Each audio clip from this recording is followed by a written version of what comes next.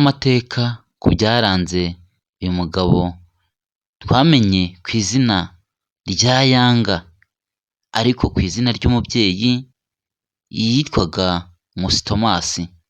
Ese ibyamuranze ni ibiki? Amateka yagiye amuranga ni ayahe? Ibyagiye biranga ubuzima bwe ni ibihe? Ibikorwa yakoreye abanyarwanda, imbaga rusange hatavuyemo n'abana ni ibihe? Ese uyu mugabo yari muntu ki? Reka twese twitangire tureba hamwe.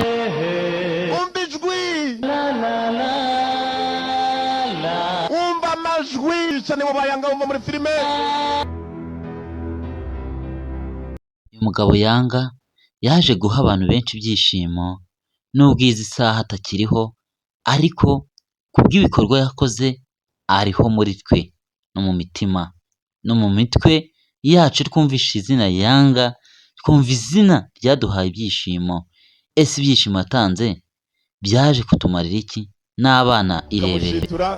Bafite tekinike yabo ko ari babiri, kuwe na karumuna ke kugashitura karamukunda kagakunda. Uyu mugabo Yanga waje gutangira akazi ke kitwa nk'ubusobanuzi afite imyaka 17 gusa, ubwo yigaga mu gihugu cy'i Bugande mu mashuri yisumbuye. Yanga yaje kwamamara ku bikorwa by'ubusobanuzi bwa filimi. Ese uyu mugabo Yanga tumwibukira Baracanga basirikare bombira inkuru n'agahinda n'akababaro kumva Yanga ko avuye mu mubiri. Ubwo twari tumaze kwakira n'indi nkuru y'uko Iva Buravan, umuhanzi nyarwanda, ku itariki 17 z'ukwa munani 2022 mu masaha ya saa 7 mu ijoro yari yitabye Imana. Twahise tuza kwakira n'indi nkuru mu masaha ya saa 5 ku itariki 17 z'ukwa munani 2022, inkuru y'akababaro y'uko uyu mugabo Yanga nawe avuye mu mubiri. Iyi nkuru yatangajwe na murumuna we wa Junior Giti w'Imana, ariko yaje guca benshi intege, acika umugongo kubwo ibyishimo abo bagabo bose bagiye batanga byaje kubabaza benshi. Junior Yanga izina ryakubitishije benshi kubw'ibyishimo yaduhaga tukibagirwa gutaha. Yanga ni umugabo wamamaye afite imyaka 17 gusa, we yatangiraga kwamamaza filimi adusobanurira. Yanga yaje kuduha ibyishimo bimwe birenze urugero, ariko uyu munsi ntakiriho.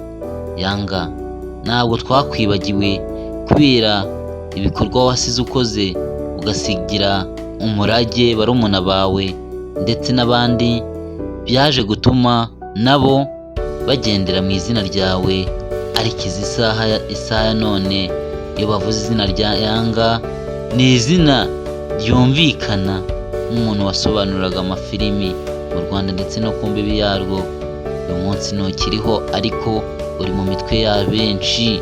Yanga taha, ariko nubwo izina ryawe ari Nkusi Thomas iry'ababyeyi, ariko twebwe ntago twigeze twibagirwa kuri Yanga, ahubwo n'ubu turacyakuzirikana. Yanga nubwo utashye neza, waje kuva muri filimi usigiye barumuna bawe umurage, ujya mu kazi ko kwamamaza ijambo ry'Imana, naryo uritangamo ubuhamya. Yanga Imana iguhinduriye amateka. Ni ukuri ntabwo Imana yabonaga ko wakomeza gutanga ibyishimo gusa ngo yo uyibagirwe, ahubwo waje no guha ibyishimo Imana ndetse n'abakugana bose, n'abaganaga Imana bose basanga naho urahari utangaho ibyishimo.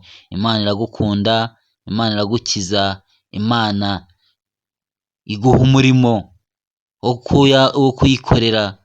Uko wakoreye ab'isi ukabaha ibyishimo byabo bari bakwiye, n'Imana byari ngombwa yuko uyiha ibyishimo yari ikwiye. Izi saha za none utashye neza, utashye ukoreye benshi umuti.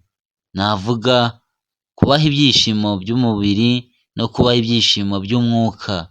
Yanga ntabwo tubabaye, ahubwo turishimye kuko utagiye habi, ahubwo ugiye heza. Yanga izina ryawe ni Nkusi Thomas, ariko tuzi Yanga kuko Yanga ni izina rizahora ku mwanya wa mbere ryaragafashe. Baye ibyishimo rero bihorane nawe aho uri.